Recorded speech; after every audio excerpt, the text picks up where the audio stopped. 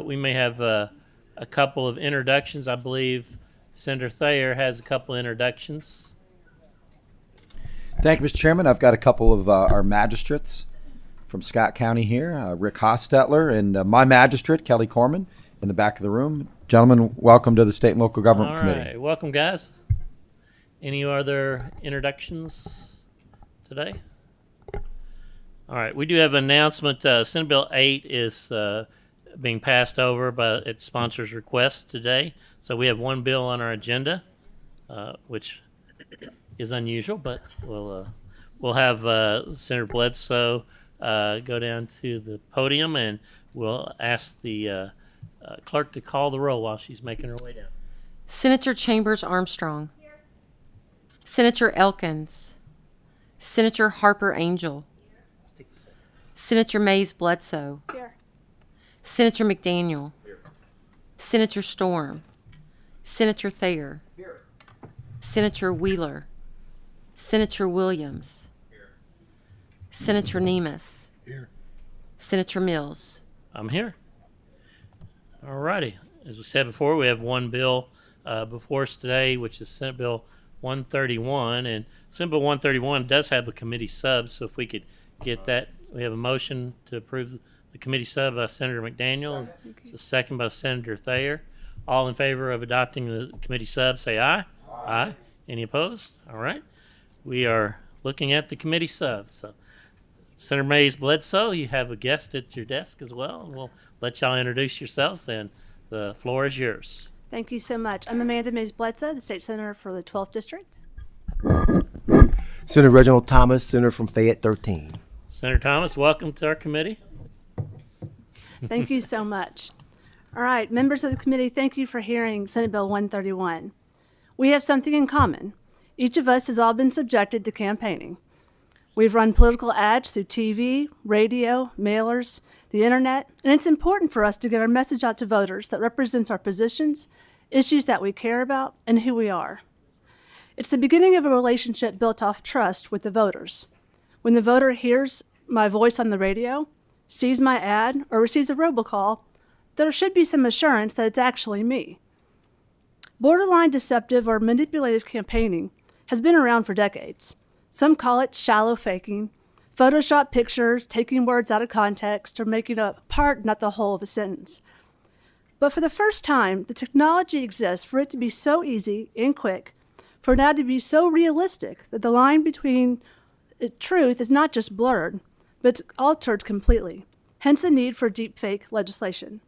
Just a few weeks ago, there was a robocall which sounded just like President Biden, which told voters not to go to the polls in the New Hampshire primary. Unfortunately, this is just the beginning. As this technology is easier to acquire, there's little legislation governing it in elections. In fact, a handful of states passed legislation last year, and over 30 have introduced bills in 2024. Ideally, federal legislation is coming, but in the meantime, states are taking actions to ensure that the elections are protected and provide some level of accountability in the campaigning process. This legislation is designed to protect free speech while maintaining efforts to hold those accountable who are actively working to alter the course and the outcome of the elections through deepfake or synthetic media. So in this bill, first, the legislation defines what is electioneering communication, including the window which it would be enforced, which is 30 days before the primary and 60 days before the general election. Second, it defines synthetic media, what it actually is.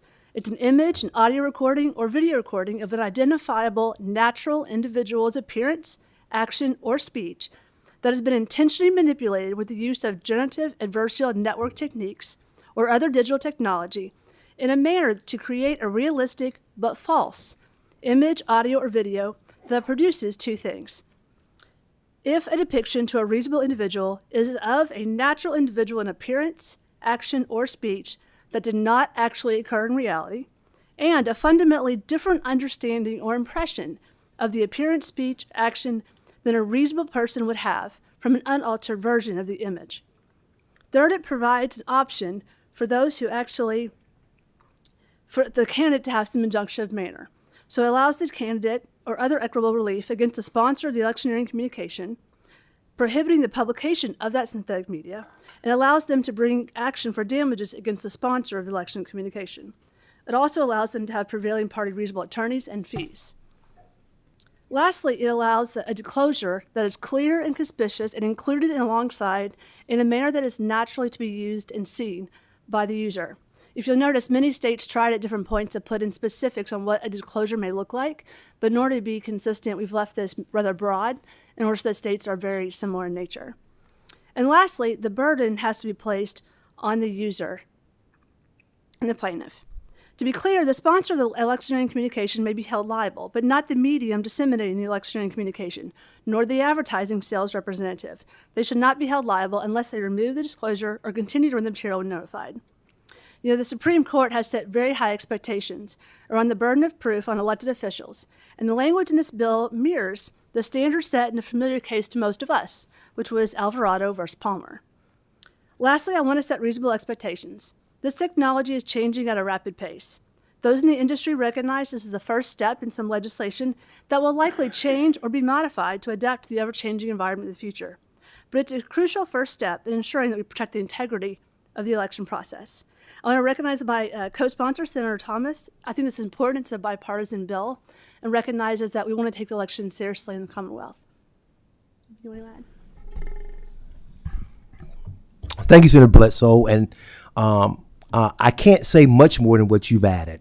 As I've said throughout the interim session last year, the reason we have this information in elections is because of AI. They're using artificial intelligence to create these kind of distortions in our society. And there are two things going on here. One, we always want to keep our elections,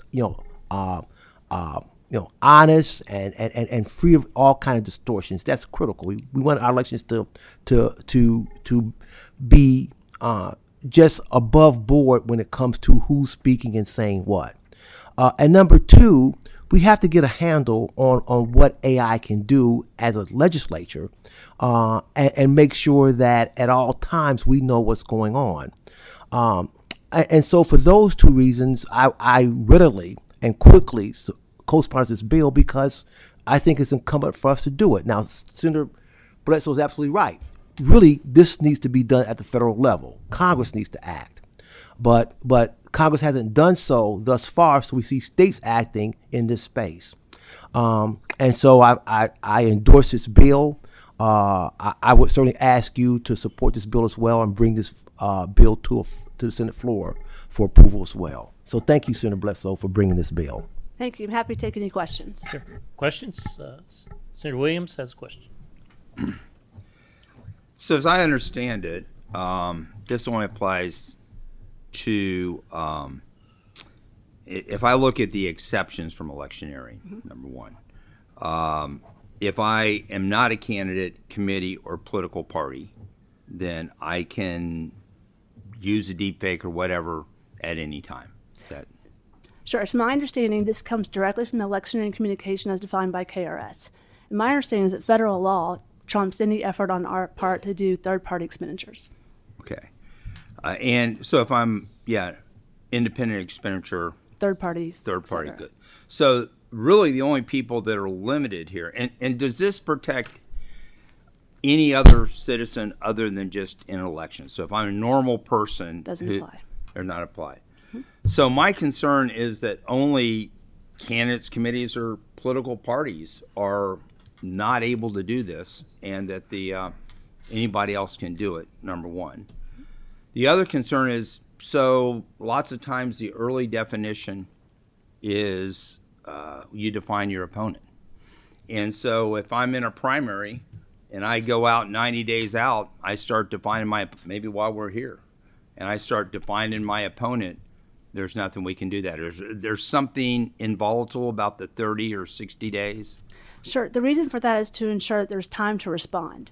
And typically within a 30-day window or a 60-day window, that you don't have the ability to take action or to make your case publicly. And so that's why it allows more freedom in the early parts and more, because you're really trying to go after intentional manipulation of the election process at a time in which you cannot respond.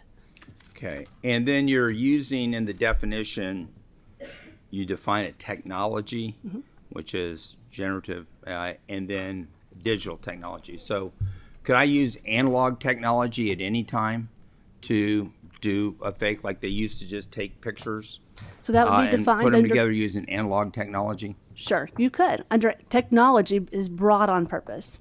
Again, it's not the use of technology is the problem. It's how you use the technology to obfuscate, to manipulate, to falsehood an election. Yeah. Okay. Well, I saw an earlier sub that seemed to be better because you're describing what you're doing.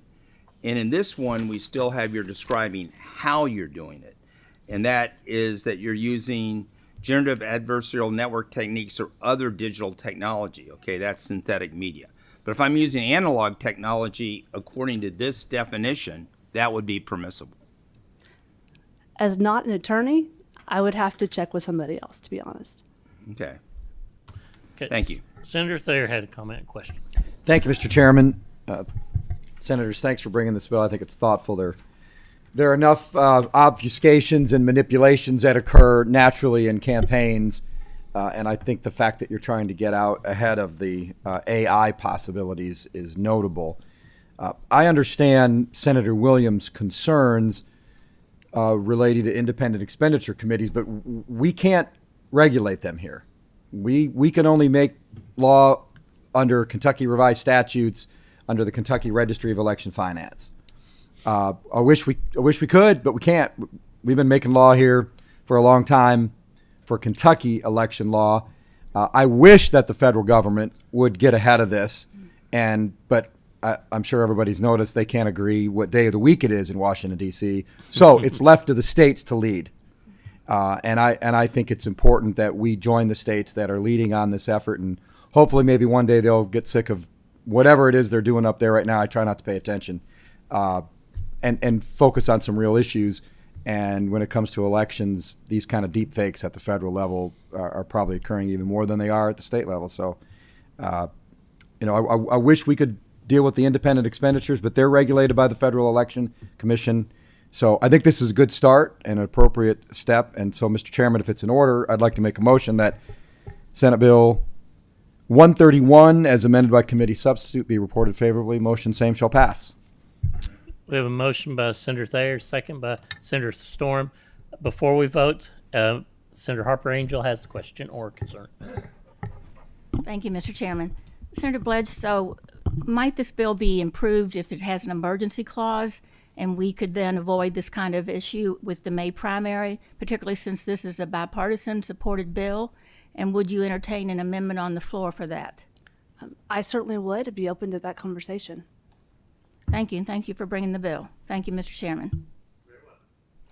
We have a motion and a second. Madam Clerk, please call the roll. Senator Chambers Armstrong.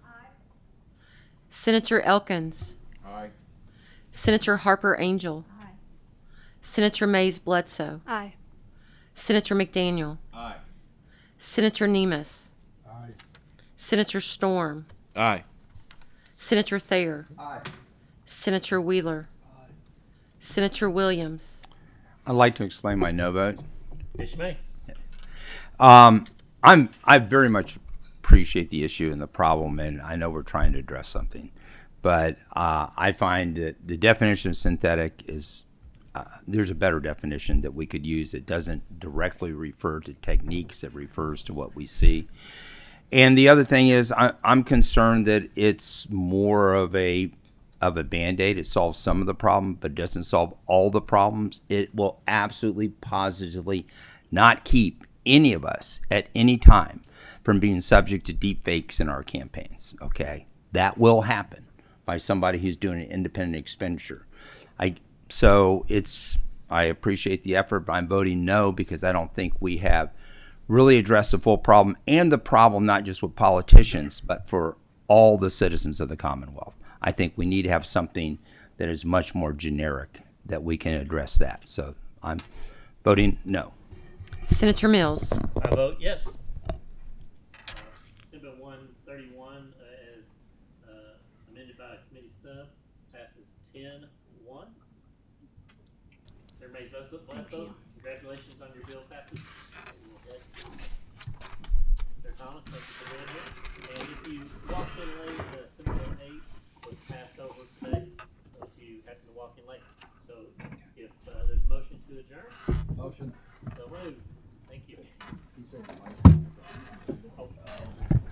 Nope.